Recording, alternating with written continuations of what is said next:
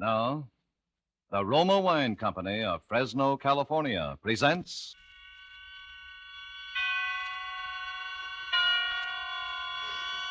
Suspense.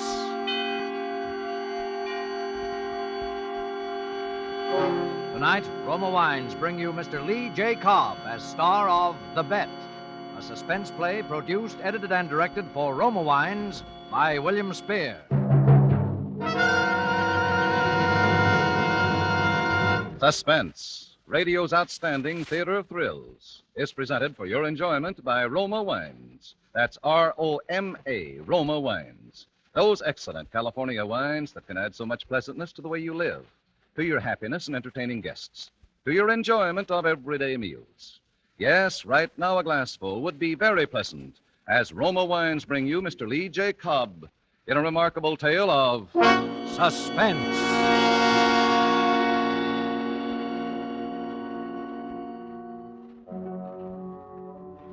Haunted? Yes, I'm haunted. It's a year now, and I can't erase the memory of that precipice I very nearly stepped from. That darkness into which I almost plunged. Or maybe I took the plunge and I'm in it now, in the dark. It doesn't usually happen in my business. But what's the use of talking about it? You'd only say I'm too susceptible. And I'd say you're right, I am susceptible. To faces and places. To women's faces. One woman's face. And to lost, dark places on what I call the rim of the world. Places like Sierra Leone, Saigon, Balsall. Places like Trinidad.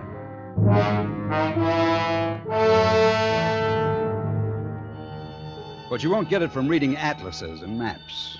If you read, for instance, that the seasons of Trinidad are regular, wet from May to January, dry from the end of January to May, the average annual rainfall 63 inches, you won't understand how I saw it when I landed at Port of Spain in April, the dry season.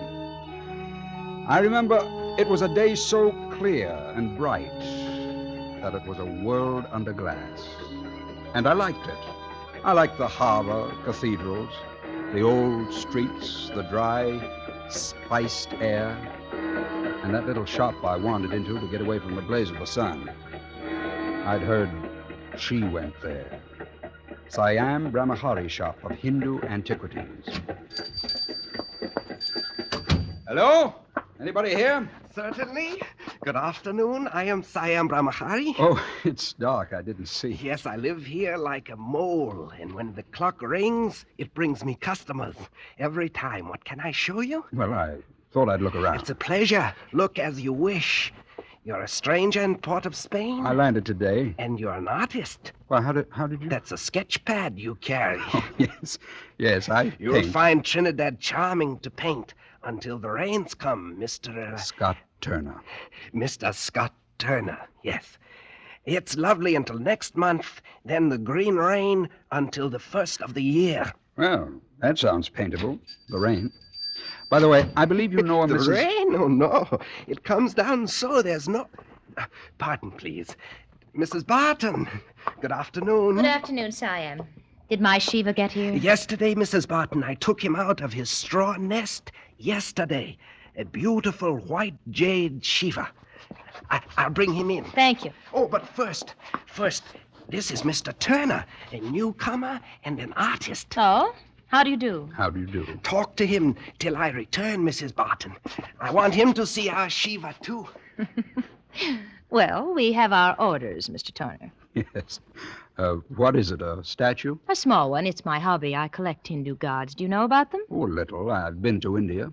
This is one I've wanted a long time. A statuette of Shiva from the dead city of Angkor Wat. It was buried for 3,000 years. You see? He's small, Mrs. Barton, but he's perfect. Look, not a blemish. Siam, he's beautiful. Isn't he beautiful, Mr. Turner? The great god Shiva. Yes, he's quite the boy. 200 million people believe he controls lightning, thunder, their very lives. Shiva, beloved of women. Yes, he is, isn't he? And beloved by you, Mrs. Barton. Oh, no. No. I have my own reason for being attracted to Shiva. Yeah? What's your reason? Don't you remember what Shiva is, first of all? He's the god of destruction, Mr. Turner. And I like that. Destruction. That's the kind of woman I am.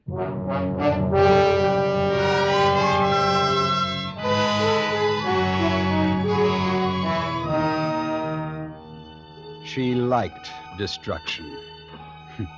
Of course, I knew that already about Ada Barton.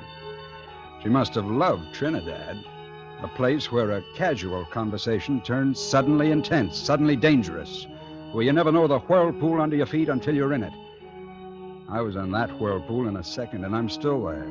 But I'm getting ahead of myself. I had no difficulty meeting Ada Barton again. You know how colonial cities are. The teeming population that belongs and the handful of English, Americans, French, administrators, speculators, painters, planters, who huddle together socially because, well, they're afraid. And even so ungregarious a man as Paul Barton wasn't above inviting a visiting American to his home.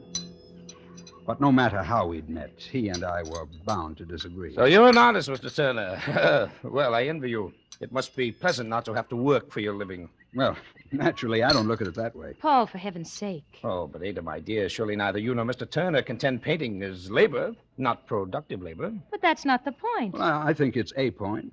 And I think painting is productive. Although I must confess that painting seldom produces for the painter comfort such as you have here. I wish it did. More coffee, Scott. Please, Miss Barton. Well, naturally, millions buy my sugar because it's a necessity. A picture on the wall isn't. It is for me, Paul. It is for the millions who buy your sugar, Mr. Barton. At least it's necessary for me to believe it's a necessity to them. A necessity for which they're starved. But I think your difference with me is more personal, Mr. Barton. Oh, now, wait a minute. You see, I think you envy me. I envy you? Because you're a romantic who never found whatever you came here for. This is a beautiful island, Mr. Barton. In the dry season, yes. You've built a beautiful house, and you're married to an extraordinarily beautiful woman. Thank you, Mr. Turner. But because you've pegged your dream to what the morning stock market has to say on the price of sugar, it's all ashes to you. So you resent me, the itinerant artist, symbol of the freedom you lost. Ashes? I love it. I'm a man who likes organization, utility, and there's plenty of romance in sugar. As much as there is in a Portuguese sloop, Java-bound, or in the ruined streets of Palmyra, gulls flashing in the sun over Sicily, or in the port of Spain tonight, with its smell of fast-growing things, to a man like me who can claim the whole world because no part of it claims him. You are very persuasive, Mr. Turner. You know what I think? I think you're irresponsible, Mr. Turner, because you haven't the necessary courage to take responsibility. Paul, you're insulting. Maybe, but I put years of hard work into developing this business. And you don't think I've worked? No, I don't think you have, and I don't think you can. Why, I'd bet $50,000 that you couldn't stick to a useful routine job for 2 years. What you call a useful routine job? Yes. I'll put up $50,000 that you couldn't stick it out, say, here, where you think it's so beautiful, working for me. Paul, don't be ridiculous. You can't buy everything with your money. I have an idea that Mr. Turner isn't the sort of man... Maybe he can. What kind of work, Mr. Barton? You can't be serious, Scott. Oh, it would be work that you can do, say, in my laboratory. I've got some things going on tropical diseases in addition to the necessary laboratory work for the sugar, soil tests, things like that. Well, I'm not a technician. Oh, I'd make it easy for you. I'm the technician. All you'd have to do is keep routine records for 2 years. For $50,000? That's right, $50,000. Or if you quit, nothing. It's a bet, Mr. Barton. It's a bet. What's that? What? That. Rain, Mr. Turner. Rain for 9 months. Endless, remorseless oceans of romantic rain. It'll make it easier for you to stay indoors.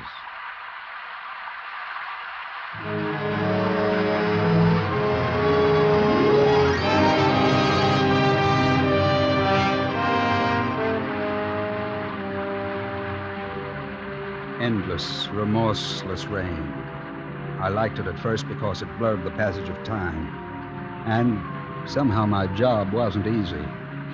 In the fields around the laboratory, the cane grew up, was cut, grew and was cut. But inside the laboratory where I lived day and night, all sound and life came wrapped in the silken, deadly, hypnotic drumming and hissing of rain.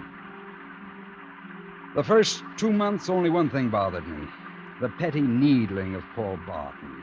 We spent our mornings together, he making his tests while I wrote them up for the files.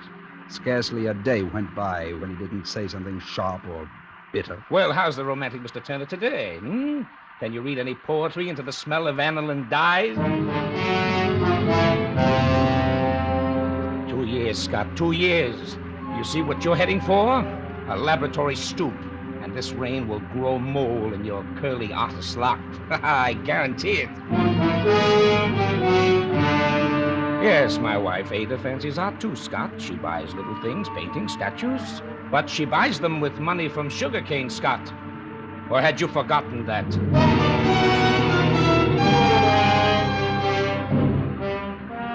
I hadn't forgotten that. I hadn't forgotten Ada. A dangerous woman. And I knew how dangerous. I knew things about her he didn't know. That she liked destruction. And every time he lashed out at me, I knew more. That for her own destructive purposes, she was feeding him this hate of me, nurturing it with intention and care. Well, in the tropics, things grow fast. And Ada Barton's purposes grew fast, to full flower. In the afternoons, when Paul was out in the cane fields, she began to visit me in the laboratory. He's right. You are getting a scoop. Close the door. And a squint. It definitely doesn't become you, Scott. I thought you were going into Port of Spain today. Did I say that? Oh, I heard something to that effect. And so did Paul. The road's a swamp, and besides, something's wrong with the car. One of the wires. Oh. You wouldn't know which wire? I don't know what it's for, but if it's broken, the car won't run. I know that. Must you keep working? It isn't very polite of you. This isn't a salon, Ada. And these sculptures have to be put away. You know, Scott, this whole business of your bet with Paul shocks me a little. I'm sorry. I mean, it shocks me to see what he's doing to you. I'm shocked to see what you're doing to him, Ada. Don't change the subject. Why'd you put up with it? Why do you stay here? Isn't $50,000 an understandable motive to you? Not for a man like you. You must have another motive. Believe me, I haven't. I'm just that crass. Not even me, Scott. You might have been a motive. At first. Now I don't compete with Java, the gulls of Sicily. Look, Ada, why don't you give him a break? You don't mind taking his money. Why don't you take his terms, too? He doesn't ask much. Why don't you kiss me, Scott? Ada. Yes. Whose destruction, Ada? Destruction? Yes. Which of us have you marked to destroy? Paul or me?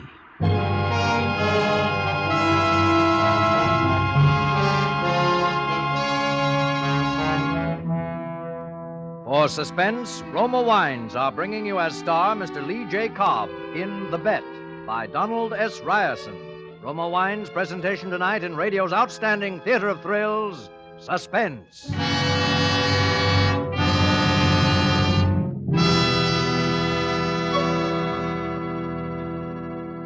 Between the acts of Suspense, this is Truman Bradley for Roma Wines. Have you invited friends or family to dinner tomorrow night? Then here's a timely suggestion from famed hostess Elsa Maxwell. Welcoming guests with Roma California Sherry is becoming an American custom. My guests compliment me when I serve Roma Sherry with simple hors d'oeuvres or cheese. Roma Sherry served cool is a delicious appetizer before the meal, the perfect first call for dinner. Yes, and Roma Sherry is delightful later in the evening, too.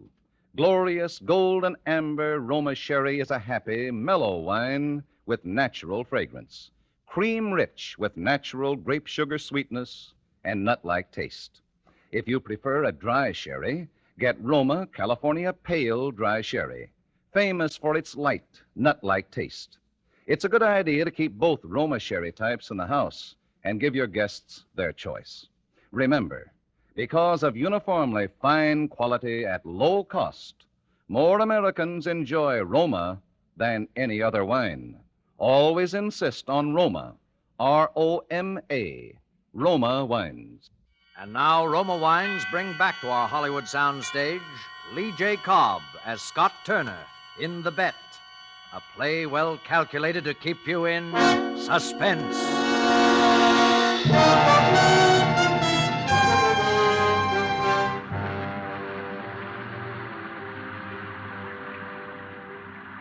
I knew, if I wouldn't face it then, I knew whom she'd marked for destruction. Because I knew a lot about what kind of woman she was. And it wasn't more than 6 months before she'd laid her cards on the table. $500,000, Scott. $500,000. And I'm his beneficiary. But if you'll wait, Ada, let me finish the 2 years. More than 18 months to go. I won't wait. But we'll have our money then. What? $50,000. Anyway, it can't be done. We wouldn't get away with it. You haven't even let me tell you how we can. When a man's insured for so much, his death is sure to be investigated. I know. I know, too. And an insurance investigator is thorough. He won't accept your grief no matter how well you can act. And he won't accept my being here. He'll find out who and why. He'll find out nothing that isn't on the death certificate. Listen to me. Darling, don't force me into this. Listen. Besides malaria, there are 2 diseases in Trinidad that kill hundreds every year. Typhoid and amoeba histolytica. My dear, please, all our lives we... Paul's healthy, so he might recover from either one alone. But if he has both together... No, Ada. No matter how simple you make it, I won't... Now, you go to the hospital at least once a week for laboratory supplies. You must have seen where they keep specimens, typhoid, microbes, amoebas. No, Ada. The risk... You won't gamble for these stakes. You'll be rich. You'll be with me. Scott, do you know where they keep the specimens? Ada, you remind me of something. Why don't you answer me? A spider spins a web. Scott! A male spider comes courting her, but before she'll have him, he has to catch a blue fly and bring it to her wrapped in his silk so that she can eat it alive. Scott! Then she accepts her mate. But the next day, she eats him alive. That's a horrible story. You don't really think that I'm... No. I don't suppose I do. You'll get the microbes then, won't you? Won't you, Scott? Ada, let me think about it a little while. Let me at least pretend I'm a man with a conscience.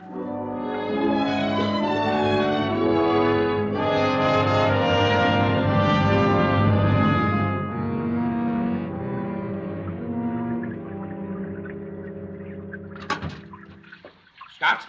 Oh, Paul, I wasn't expecting you this afternoon. Yes, I know. You were expecting Ada. Well, she's here, too. Hello, Scott. Hello. I just stopped by for a moment to tell you I have to go to Tobago. Tobago? Yes, I have a grinding plant there, and we're installing a new engine. I'll be gone about 2 days. I told Paul that Tobago in this weather... Oh, yes, you're taking chances, Paul. I take enough Atabrin to keep on the right side of malaria. Don't worry, I'll be all right. Yes, but there are other things, typhoid. I've never known you to be so concerned before, Ada. Oh, Paul. Oh, if it weren't for certain other factors, my dear, I'd be touched, believe me. What other factors? I don't want to be sordid, Ada. Surely I don't have to describe a situation you and Scott know better. What do you mean? All right. All right, we'll maintain the cultivated surface if you wish. By the way, Scott, how do you feel now about our bet? The same as before, that I'll win it? Yeah, well, perhaps. Lately, I thought the whole thing was a mistake, at least on my part. Want to call it off? I didn't say that exactly. I'll tell you, we'll talk about it when I get back, the 3 of us. I may have a counter-proposal. Paul, you wouldn't All dare right. not... We'll talk about it. Fine, fine. I'll be looking forward to it. Well, Ada? I think I'll sit here a while, Paul. It's so peaceful now that the rain stopped. Huh. It has stopped. I didn't notice. A truce. A false peace. It'll begin soon again. Well, goodbye, then. Goodbye, Paul. Take care. You heard? You heard what he said? He's a little excited, Ada. It didn't mean anything. Don't be a fool. It means you haven't any choice now. There's always a choice. Well, yes. Now you can choose me with $500,000 or nothing. Not 1 red cent. But he didn't say he wouldn't pay. That's what he means. He hates us. Both of us. His only weapon is his money. What a triumph for him to hoax you into slaving here for 8 months and then throw you out. Oh, no, he wouldn't dare. Don't you think I know him? You have to do what I say. How will you give it to him? The microbes. In his food. It'll only take a drop. Say in caviar. He's a pig for it, like he is about everything else. Caviar, highly seasoned with sauce. You've really planned this? Somebody has to plan. Do you want to? No. He'll be home day after tomorrow. He'll ask you to come to the house for tea. I'll give it to him then, so it will look like he caught them in Tobago. Ada, I'm not sure that I can... I'm not... I am sure. It's the only thing we can do. You love me, Scott. Will you get the specimens from the hospital? Will you? If anyone had told me that I could do... Will you get the specimens, Scott? All right. I'll get them this afternoon.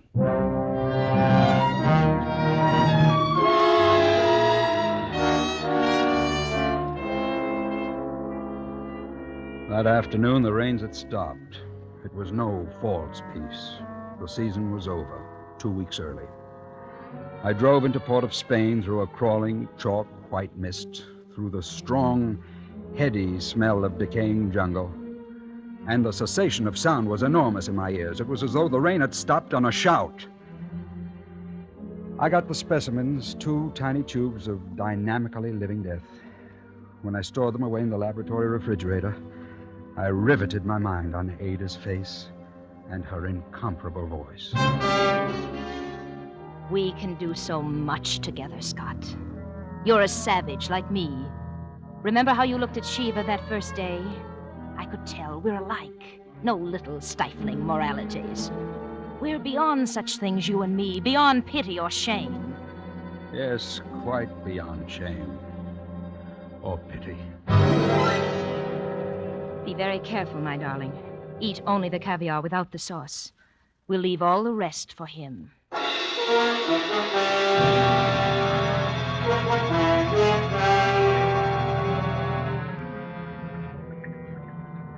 The afternoon Paul Barton came back, I walked to the house he was so proud of.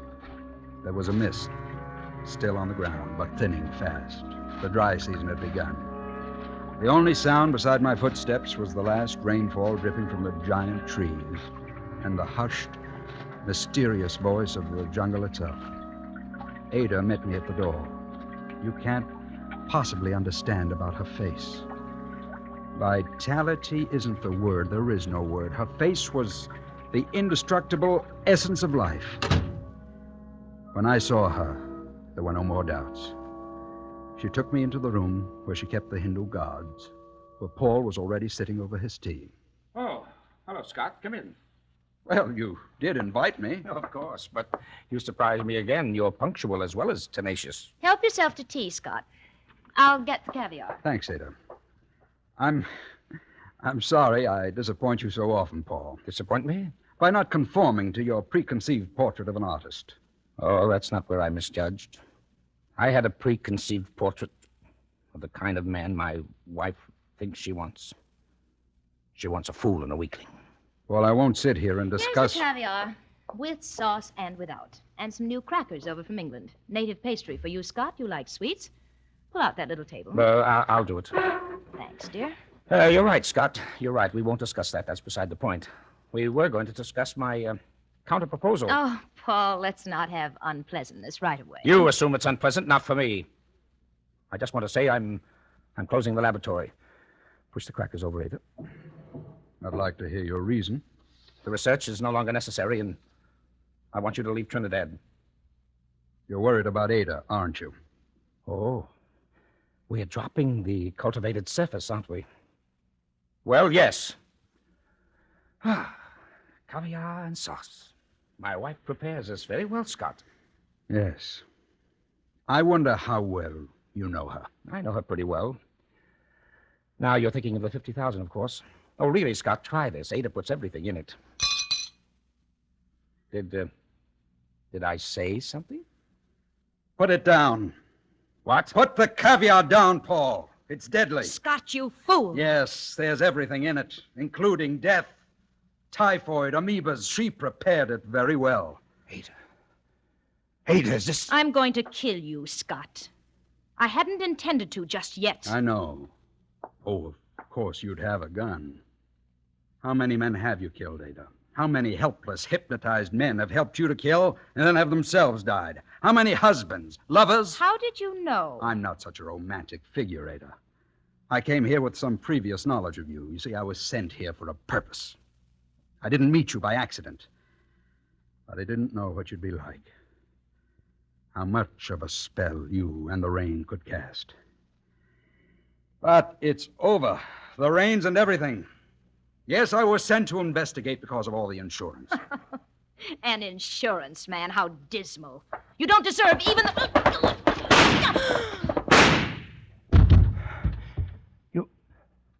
You killed her. You killed her. Yes. I killed her.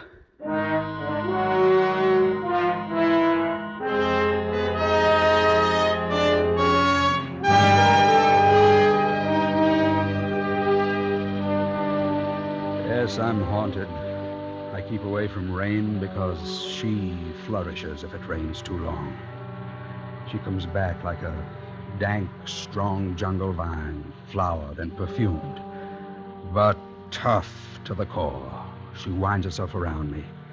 She tries to drag me once more to that precipice above that darkness, an existence beyond shame or pity or morality.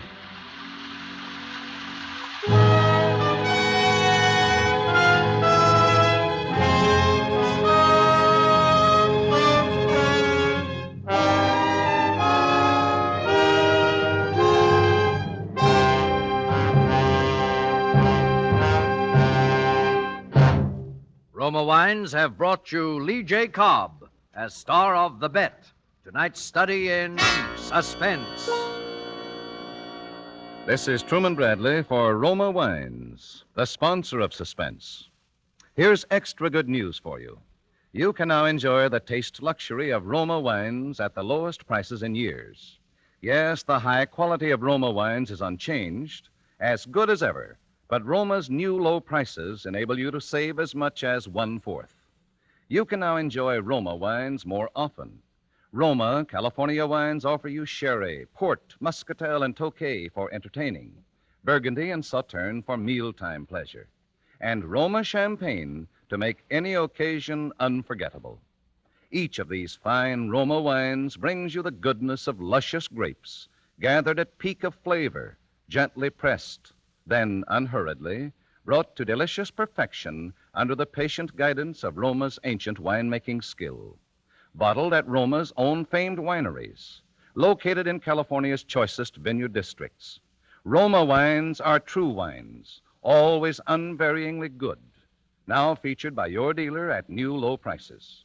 Always insist on Roma wines. No other wines offer you so much for so little. Roma. R-O-M-A, Roma Wines. Lee J. Cobb appears through the courtesy of 20th Century Fox and will soon be seen in his first role since leaving the service, Anna and the King of Siam. Next Thursday, Roma Wines bring you Mr. Zachary Scott in Suspense, radio's outstanding theater of thrills. Presented by Roma Wines, R-O-M-A, made in California for enjoyment throughout the world.